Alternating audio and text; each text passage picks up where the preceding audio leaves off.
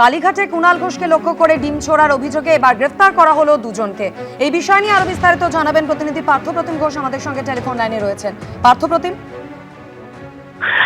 গতকালকে দেখেছি যে কুণাল ঘোষকে কালীঘাটের ডিম মারার ঘটনা ঘটে এবং সেক্ষেত্রে কুণাল ঘোষ যখন কালীঘাটে ছিল সেই সময় তাকে লক্ষ্য করে ডিম ছোড়া হয় এবং এই ঘটনার পর কুণাল ঘোষ তিনি কালীঘাট থানায় গিয়ে একটি অভিযোগ দায়ের করেন এবং সেই অভিযোগের পরিপ্রেক্ষিতে চন্দন কয়াল এবং রবি কয়াল নামে দুজনকে কালীঘাট থানা পুলিশ গ্রেপ্তার করেছে। ধন্যবাদ পার্থপ্রতিম।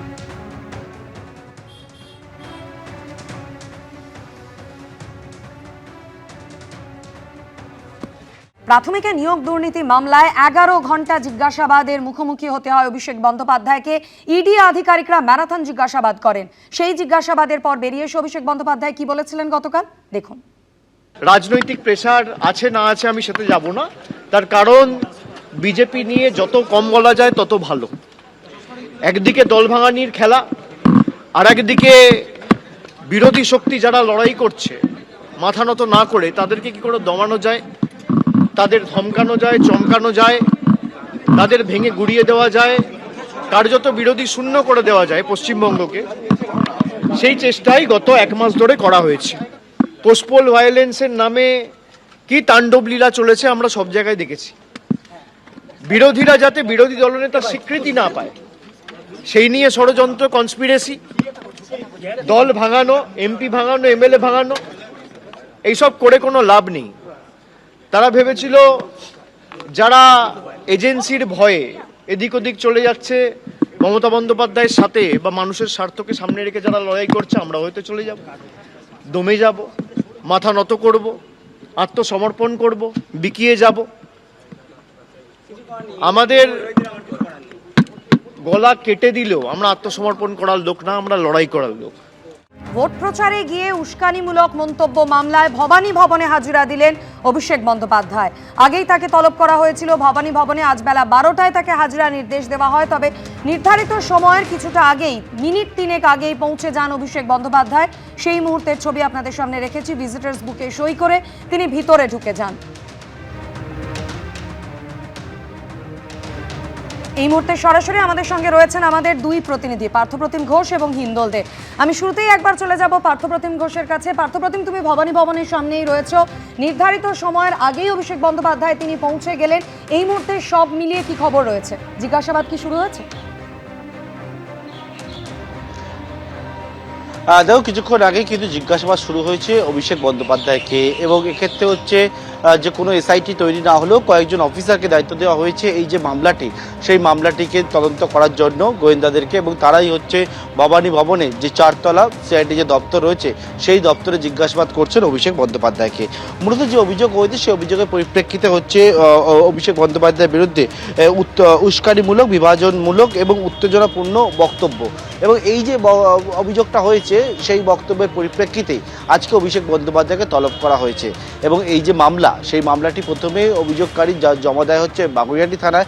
এর পরবর্তীকালে সেই মামলার এফআইআর রুজু করে হচ্ছে বিধাননগর সাইবার থানা, এবং তার পরবর্তীকালে সেই মামলা গ্রহণ করেছে হচ্ছে সিআইডি।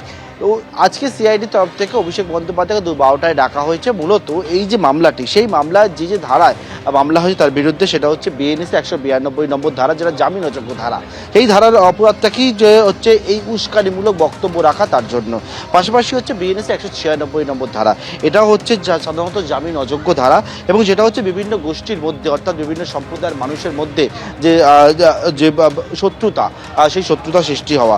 অন্যদিকে হচ্ছে বিএনএসের 351 সাবসেকশন 2, সাধারণত এটা হচ্ছে এই যে ধারায় মামলাটা হচ্ছে, এটা সাধারণত জামিনযোগ্য ধারা, এবং সেটা হচ্ছে গুরুতরভাবে কাউকে ভয় ভীতি প্রদর্শন করা।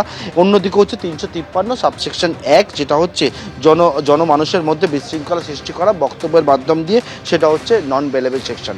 4টি ধারার মধ্যে 3টি হচ্ছে নন বেলেবল সেকশন, সেটা হচ্ছে অভিষেক বন্দ্যোপাধ্যায়ের বিরুদ্ধে সেই ধারায় এফআইআর হয়েছে।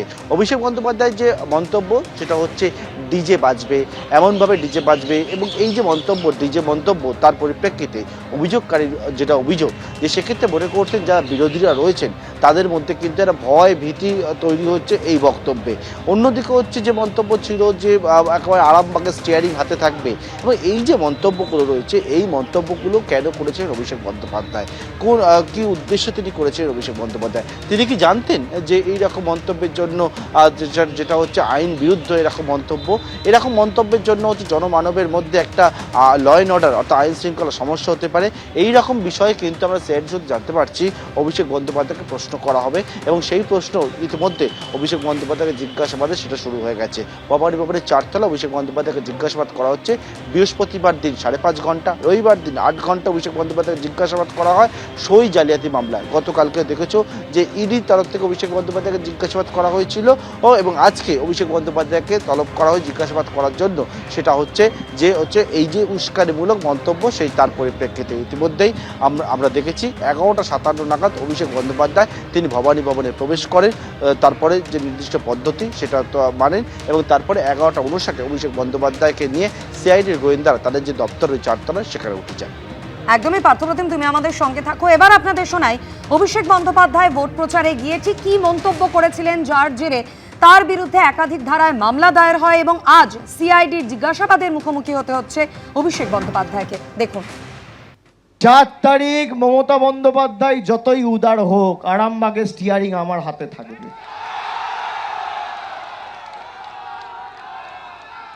ডিজে তো বাজবেই, এমন জোরে বাজবে কান ঝালাফালা করে দেবো।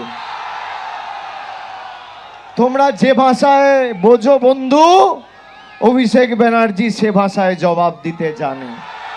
মমতা ব্যানার্জি বদলা নয় বদল চাই বলেছিল, মমতা বন্দ্যোপাধ্যায়ের এটা ভুল। 4 তারিখ জবাব হবে। এবিপি আনন্দ, এগিয়ে থাকে, এগিয়ে রাখে।